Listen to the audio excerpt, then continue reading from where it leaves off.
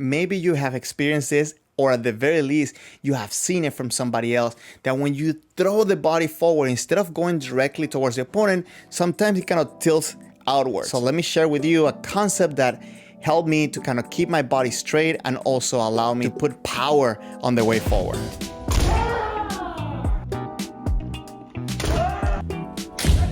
I'm calling this Kendo secrets not because this is something that I want to keep for myself, but instead because sometimes I hesitate in sharing some of these things because I don't want them to be misinterpreted. The concept that I will be sharing with you today helped me specifically throw my body straight forward instead of kind of tilting to the side and getting out of the center line, especially when going for techniques like Aimen.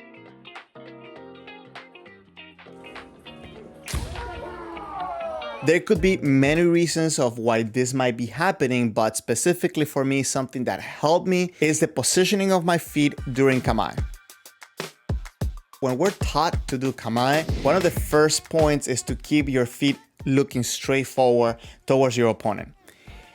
This is helpful, but I was taught a different way. For me, instead of keeping both feet parallel to each other looking straight forward, what I do is that my right foot is slightly tilted left.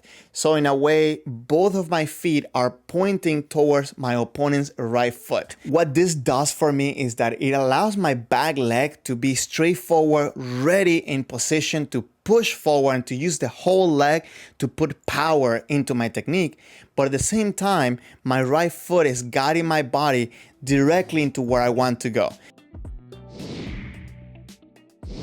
If you have your back foot tilted, maybe you won't have the whole leg to really push you forward, and that also may cause you to tilt to one side. By having my right foot slightly tilted towards my opponent's right foot, it lines up my knee with the center of the body of my opponent. That's another point that you can also use instead of using your foot, lining up your knee with the center of your opponent. This way, for me, without thinking, my body naturally goes straight forward, especially in moments of tension.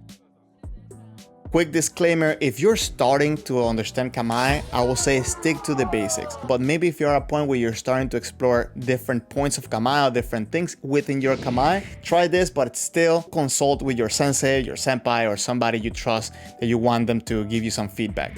I feel for me that if I have my feet parallel to each other, naturally my body wants to go sideways. It kind of goes to the right. So when I'm in Kamai, I don't have to think about moving forward directly into my opponent, but instead I can just let go of my right foot and immediately my body's going to go straight to my opponent. Let me know what you think about this in the comments. The point with these videos are to brainstorm together into how can we overcome some of the issues that we may be having in our practice. The idea with this is that I want to make a series of this video, so if this is something that you would like, please let me know in the comments and make sure that you hit the like button. That way I know that you're enjoying this video. Now, my second tip of the day, talking about Kamai and center line, it has to do with the positioning of your hands. So when we're taught to build our Kamai, we're taught to use the center line as a reference point. And many times when I talk to people, and this is something that I also taught for myself, I had the idea that the center line is just this thin line that cuts the body right through the middle. But for me, sometimes it felt uncomfortable to actually squeeze both of my hands dead center into the body. So I was taught that my center line doesn't have to be this thin line right dead center.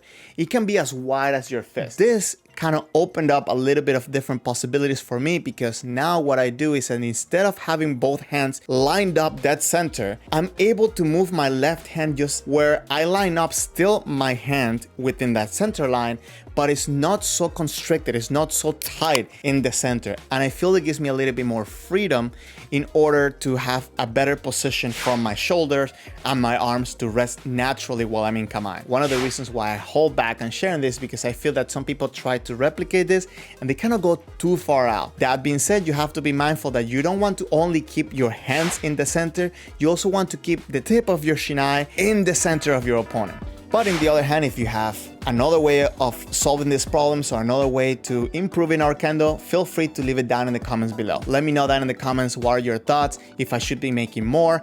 And if you have any questions about this, I do live streams normally on Saturdays. You can join me and ask your questions there or give me your feedback as well. Talking about Kamai, if you would like to explore further the positioning of your hands and how to naturally set up your Kamai, you might want to check out this video right here.